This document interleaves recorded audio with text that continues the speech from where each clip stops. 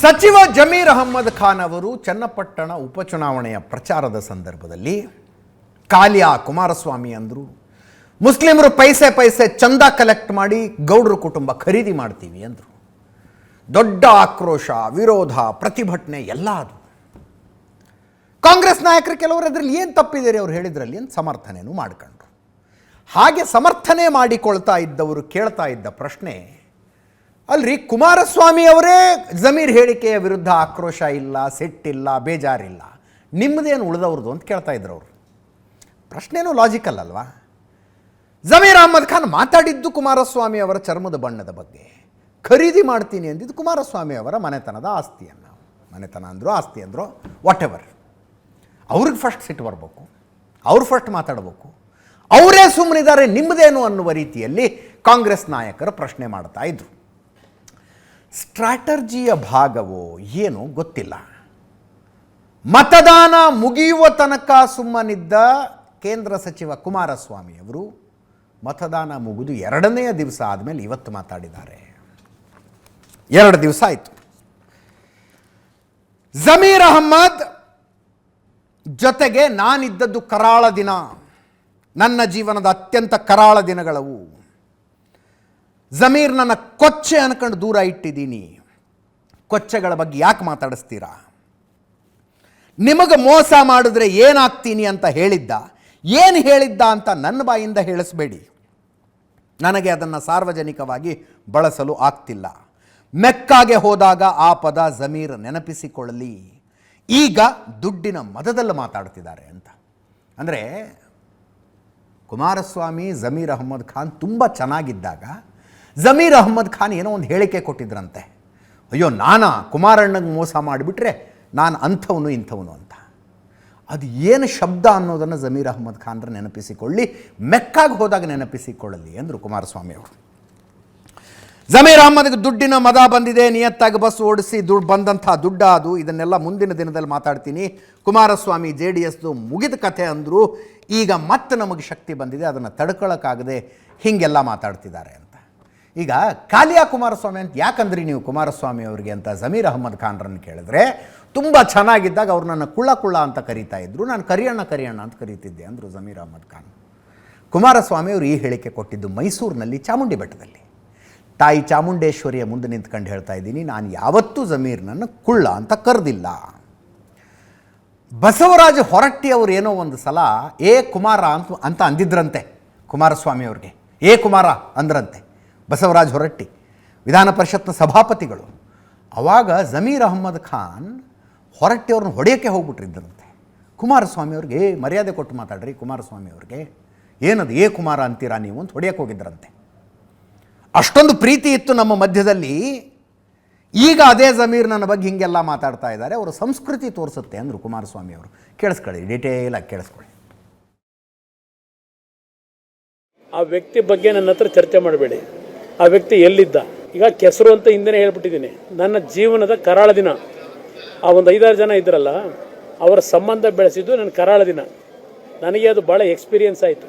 ಅದರಿಂದ ಈಗ ಸ್ವಲ್ಪ ಭಾಳ ಎಚ್ಚರಿಕೆಯಿಂದ ಇರ್ತಕ್ಕಂಥವ್ರು. ಅವ್ರು ಎಲ್ಲಿದ್ದರು, ಯಾವ ಥರ ಬಂದರು, ಈಗ ಬೆಳೆದಿರ್ತಕ್ಕಂಥ ದುಡ್ಡಿನ ಮದ ಮಾತಾಡ್ತಾರೆ. ನಾನೊಂದು ಮಾತು ಹೇಳಿಬಿಟ್ರೆ ಅಸಹ್ಯ, ನಾನು ಹೇಳಬಾರ್ದು ಸಾರ್ವಜನಿಕವಾಗಿ. ನನಗೆ ಮೋಸ ಮಾಡಿದ ದಿವಸ ಅದು ಆ ಪದ ಬೇಡರನಿಂದ ಹೇಳಿಸೋದು ನೀವು. ಅವ್ರು ಏನು ಹೇಳಿದ್ದ ಅಂತ ಹೇಳಿ ಅದನ್ನು ನೆನಕೊಳ್ಳೋಕೆ ಕೇಳಿ. ಅಲ್ಲಾಗ ಹೋಯ್ತಾರಲ್ಲ, ಅದೆಲ್ಲ ಮಕ್ಕಾಗೆ ಹೇಳಿದಿಲ್ಲ 1000 ಬಾರಿ.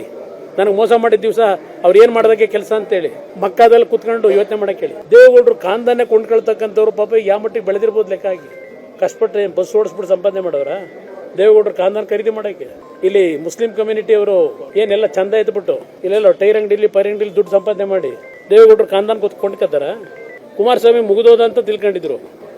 ರಾಜಕಾರಣ ಮುಗಿತು ಜನತಾ ಹೇಳೋದು ಕುಮಾರಸ್ವಾಮಿದು ಅಂತೇಳಿ. ಯಾವಾಗ ಕುಮಾರಸ್ವಾಮಿ ಮತ್ತೆ ರಾಜಕಾರಣದಲ್ಲಿ ಮೇಲ್ ಬರ್ತಿದ್ದೇನೆ ಅಂತಕ್ಕಂಥದ್ದು ಶುರುವಾಯಿತು, ಇವರು ಯಾರಿಗೂ ಸಹಿಸ್ಕೊಳ್ಳೋಕೆ ಆಗ್ತಾ ಇಲ್ಲ.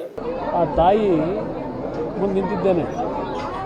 ಒಂದು ಬಾರಿ ನಮ್ಮ ಈಗಿನ ವಿಧಾನ ಪರಿಷತ್ತಿನ ಸ್ಪೀಕರ್ ನನ್ನನ್ನು ಏ ಕುಮಾರ ಅಂತ ಸಂಬೋಧನೆ ಮಾಡಿದ್ರು. ಆಗ ಅವ್ರನ್ನ ಹೊಡಿಲಿಕ್ಕೆ ಹೋದಂಥ ಗಿರಾಕಿ ನಾನು ಕರಿಯ ಅನ್ನಿಸ್ಕೊಂಡು ಇವ್ರ ಜೊತೆ ಕುಳ್ಳ ಅಂದ್ಕೊಂಡು ಏನೋ ಇದು ಮಾಡಲಿಕ್ಕೆ ನಾನೇನು ಆ ರೀತಿಯ ಒಂದು ವಾತಾವರಣದಲ್ಲಿ ಬಂದಿರೋವನ್ನ. ಇಲ್ಲಿ ಈ ಪ್ರಶ್ನೆ ಇದೆಯಲ್ಲ, ಅವರ ಮಾತುಗಳು ಅದು ಅವ್ರ ಸಂಸ್ಕೃತಿ ತೋರಿಸುತ್ತೆ. ಮುಖ್ಯಮಂತ್ರಿಗಳು ಮತ್ತು ಉಪಮುಖ್ಯಮಂತ್ರಿ ಎಲ್ಲ ಯಾವ ರೀತಿ ಗೃಹ ಸಚಿವರು ಯಾವ ರೀತಿ ಇವತ್ತು ಡಿಫೆಂಡ್ ಮಾಡ್ಕೊಂಡಿದ್ದಾರೆ. ಅವ್ರಿಗೇನಾದರೂ ಮಾನ ಮರ್ಯಾದೆ ಇದ್ದರೆ ಎಂತೆಂಥ ಕೇಸ್ಗಳಲ್ಲಿ ಕೇಸ್ ಹಾಕಿದ್ರು, ಅಮಾಯಕರ ಮೇಲೆ ಕೇಸ್ ಹಾಕಿ ಜೈಲಿಗೆ ಕಳಿಸ್ತಾರೆ. ಇಂಥ ಹೇಳಿಕೆಗಳಿಗೆ ಈ ಸರ್ಕಾರಕ್ಕೆ ಏನಾದರೂ ಮಾನ ಮರ್ಯಾದೆ ಇದೆಯಾ?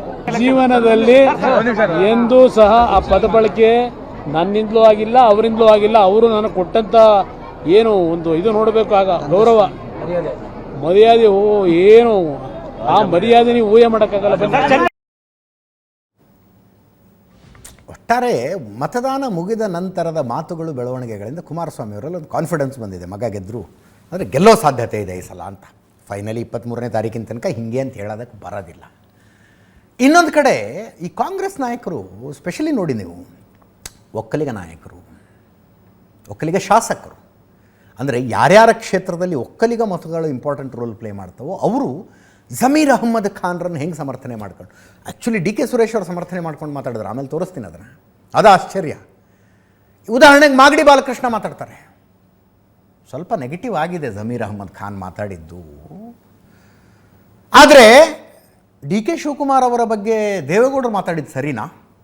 ಈ ಟೋನ್ನಲ್ಲಿ ಮಾತಾಡೋದವರು, ರೌಡಿ ಗಿವ್ಡಿ ಅಂತ ಮಾತಾಡ್ತಾರಲ್ಲ ಒಬ್ಬ DCMಗೆ, ಅದು ಸರಿನಾ? ಹಂಗಿದ್ರೆ ಜಮೀರ್ ಅಹ್ಮದ್ ಖಾನ್ ಹಂಗೆ ಮಾತಾಡಬಾರ್ದಾಗಿತ್ತು, ಎಲೆಕ್ಷನ್ ಟೈಮ್ನಲ್ಲಿ ಮಾತಾಡಬಾರ್ದಾಗಿತ್ತು ಅಂತ ಶಾಸಕ ಬಾಲಕೃಷ್ಣ ಅವರು ಕೇಳಿಸ್ಕೊಳ್ಳಿ. ಒಬ್ಬರು ನಮ್ಮ ಮಾಜಿ ಪ್ರಧಾನಿಗಳು, ಹಿರಿಯ ರಾಜಕಾರಣಿ ಡಿ ಕೆ ಶಿವಕುಮಾರ್ ಬಗ್ಗೆ, ಇವತ್ತು ಡಿ ಕೆ ಶಿವಕುಮಾರ್ ಅವರು ಅವ್ರದೇ ಆದಂತ ಘನತೆ ಗೌರವವನ್ನು ಇಟ್ಕೊಂಡು ರಾಜಕಾರಣ ಮಾಡ್ತಾ ಇದ್ದಾರೆ. ಅವ್ರ ಬಗ್ಗೆ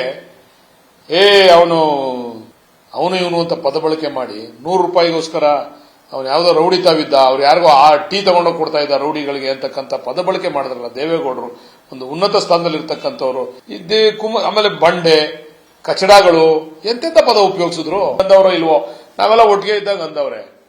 ಈಗ ಅವಾಗ ಚೆನ್ನಾಗಿದ್ದಾಗ ಇವರೆಲ್ಲ ನಮ್ಮ ಅಮೃತ, ಇವರೆಲ್ಲ ಅದೇನೋ ಹೇಳ್ತಾರಲ್ಲ ಮೈ ಮೇಲೆ ಹಾಕತ್ತೀವಲ್ಲ, ಅದೆಂತದಣ್ಣ ಮದ್ವೆಗಿದ್ವೇನೆ ಸೆಂಟ್ ಅಲ್ಲ, ಅದೇನೋ ಅಂತಾರಲ್ಲ ಹಿಂಗೆ ಇರ್ತಾರಲ್ಲ ಪನ್ನೀರು, ಅವಾಗೆಲ್ಲ ಪನ್ನೀರ್ ಆಗಿದ್ದು ಕುಮಾರಣ್ಣಂಗೆ. ಈಗ ವಿರೋಧವಾಗಿರೋದಕ್ಕೆ ಕೊಚ್ಚೆಗಳಾಗ್ಬಿಟ್ಟಿದೀವಿ. ಈಗ ಒಕ್ಲಿಗರು ಕುಮಾರಣ್ಣ ಏನಂದ್ರು ತಡ್ಕೋದೆ, ನಾವೇನು ಅನ್ನಂಗಿಲ್ಲ. ರಮೇಶ್ ಬಂಡಿ ಸಿದ್ದಿಗೌಡರು ಇನ್ನೊಂದು ಥರದ ಡೌಟು, ಶ್ರೀರಂಗಪಟ್ಟಣದ ಶಾಸಕರದ್ದು. ಅವರು ಮಾತಾಡೋದು ಕೇಳಿದ್ರೆ ಹೆಂಗೆ ಅನ್ಸುತ್ತೆ ಅಂದರೆ, ಹೊರಗಿನ ಜನರಿಗೆ ತೋರಿಸೋದಕ್ಕೆ ಅಂತ ಜಮೀರು ಕುಮಾರಸ್ವಾಮಿ ಅವರು ಹಿಂಗೆ ಕಿತ್ತಾಡ್ಕೊಂಡಿದ್ದಾರೆ, ಒಳಗಿಂದೊಳಗೆ ಚೆನ್ನಾಗಿದ್ದಾರೆ ಅವರು ಅನ್ನೋ ಥರದ್ದಿದೆ. ಅಂದರೆ ನಿಖಿಲ್ನನ್ನು ಗೆಲ್ಲಿಸುವುದಕ್ಕೆ ಜಮೀರ್ ಈ ರೀತಿಯ ಹೇಳಿಕೆ ಕೊಟ್ಟಿರಬಹುದು ಅಂತ ರಮೇಶ್ ಬಂಡಿ ಸಿದ್ದೇಗೌಡರು. ಜಮೀರ್ ಹೇಳಿಕೆ ಹಿಂದೆ ಕುಮಾರಸ್ವಾಮಿ ಪಾತ್ರ ಇದೆ.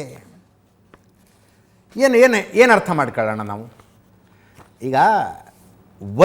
ಒಂದು ಅಭಿಪ್ರಾಯ, ಕಾಂಗ್ರೆಸ್ನ ಬಣ ಬಡಿದಾಟದ ಪರಿಣಾಮವಾಗಿ ಜಮೀರ್ರಿಂದ ಈ ಹೇಳಿಕೆ ಬಂದಿರಬಹುದು ಅಂತ. ಈಗ ಚನ್ನಪಟ್ಟಣವನ್ನು ಕಾಂಗ್ರೆಸ್ ಗೆದ್ದುಕೊಂಡು CP ಯೋಗೇಶ್ವರ್ ಗೆದ್ದು ಬಿಟ್ರೆ ಮತ್ತು ಅಗೇನ್ ಎನರ್ಜೈಸ್ ಯಾರಾಗ್ತಾರೆ? D K Shivakumar, D K Suresh. ಈ ಮೊದಲೇ ಮೂಡ ಗಿಡ ಇದೆಲ್ಲ ನಡೀತಾ ಇರುವಾಗ D K Shivakumar, D K ಸುರೇಶರಿಗೆ ಮತ್ತಷ್ಟು ಶಕ್ತಿ ಬಂದುಬಿಟ್ರೆ ಸಮಸ್ಯೆ ಯಾರಿಗಾಗತ್ತೆ? ಯಾರಿಗಾಗುವ ಸಾಧ್ಯತೆ ಇದೆ? ಸಿದ್ದರಾಮಯ್ಯನವ್ರಿಗೆ. ಜಮೀರ್ ಅಹ್ಮದ್ ಯಾರ ಬಣ? ಸಿದ್ದರಾಮಯ್ಯನವ್ರ ಬಣ. ಆದ್ದರಿಂದ ಈ ಹೇಳಿಕೆಯ ಪರಿಣಾಮ ಏನಾಗಬಹುದು ಅಂತ ಗೊತ್ತಿದ್ದೇ ಜಮೀರ್ ಇಂಥ ಮಾತಾಡಿದ್ರು ಅಂತ ಕೆಲವರು ಅಂತಾರೆ. ಎಷ್ಟು ನಿಜಾನೋ ಎಷ್ಟು ಸುಳ್ಳೋ ಗೊತ್ತಿಲ್ಲ. ರಮೇಶ್ ಬಂಡಿ ಸಿದ್ದೇಗೌಡರು ಜಮೀರ್ ಹೇಳಿಕೆಯ ಹಿಂದೆ ಕುಮಾರಸ್ವಾಮಿ ಪಾತ್ರ ಇರಬೇಕು ಅಂತಂದ್ರೆ ನಾವೇನು ಅರ್ಥ ಮಾಡ್ಕೊಳ್ಳೋಣ? ಕೇಳಿಸ್ಕೊಳ್ಳಿ ಅವ್ರು ಹೇಳಿದ್ದೊಮ್ಮೆ. ಮೂರನ್ನು ಗೆಲ್ತೀವಿ, ಗೆದ್ದೇ ಗೆಲ್ತೀವಿ. ಮಾತು ಆಡುವಾಗ ಭಾಳಷ್ಟು ರಾಜಕಾರಣಗಳಲ್ಲಿ ನುರಿತವರು, 4-5 ಸಲ ಶಾಸಕರಾಗಿ ಕೆಲಸ ಮಾಡಿದವರು ಸ್ವಲ್ಪ ಈ ಥರ ಉಪಚುನಾವಣೆಗಳಲ್ಲಿ ಒತ್ತಡಕ್ಕೆ ಈಲ್ಡಾಗಿರ್ತಾರೆ. ಅಷ್ಟು ಬಿಟ್ಟರೆ ಯೋಗೇಶ್ ಅವರನ್ನು ಎದುರಿಸ್ತಕ್ಕಂಥ ಸ್ಥಿತಿಯಲ್ಲಿ ಯಾರೂ ಇಲ್ಲ. ಮಾತೇನಲ್ಲ, ಅವರು ಸಂದರ್ಭ ಮಾತಲ್ಲ ಅಷ್ಟೇ.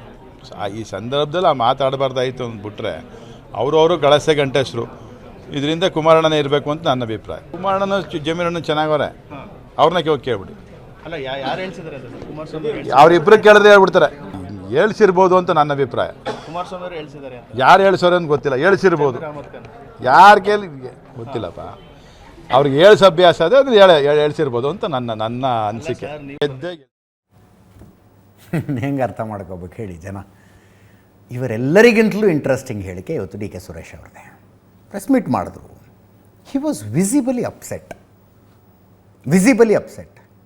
ಏನು ರೀ ರಾಜಕಾರಣ ಇಲ್ಲಿಗೆ ಬಂದು ನಿಂತಿದೆ ಅನ್ನೋ ಲೆವೆಲ್ಲಿಗೆ ಮಾತಾಡಿದ್ರು. ಇಂಟ್ರೆಸ್ಟಿಂಗ್ಲಿ ಜಮೀರ್ ಅಹಮ್ಮದ್ರ ಹೇಳಿಕೆಯನ್ನು ಸಮರ್ಥನೆ ಮಾಡ್ಕೊಂಡ್ರು. ಏನು ತಪ್ಪಿದೆ ಅವ್ರು ಹೇಳಿದ್ರಲ್ಲಿ?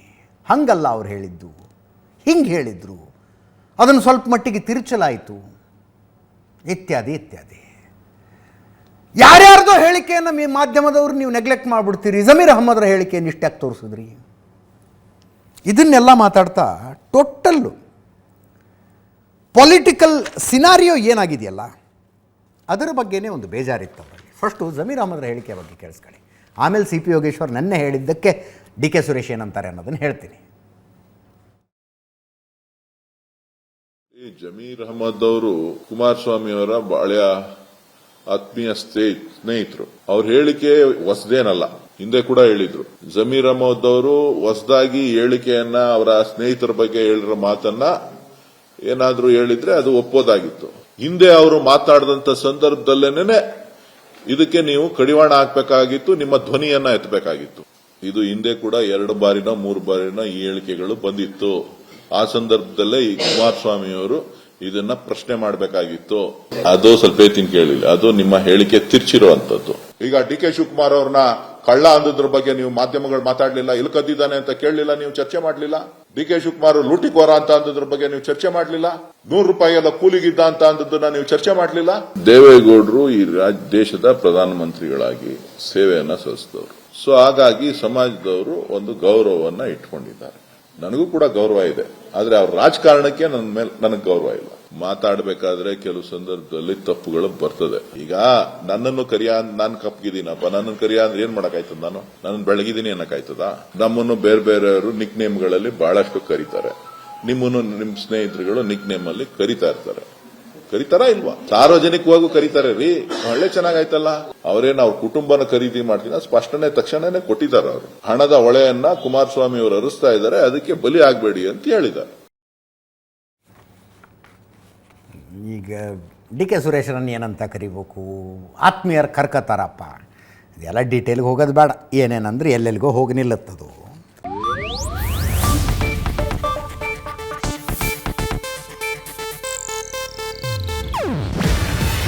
ಇದು ಏಷ್ಯಾನೆಟ್ ನ್ಯೂಸ್ ನೆಟ್ವರ್ಕ್ ಪ್ರಸ್ತುತಿ.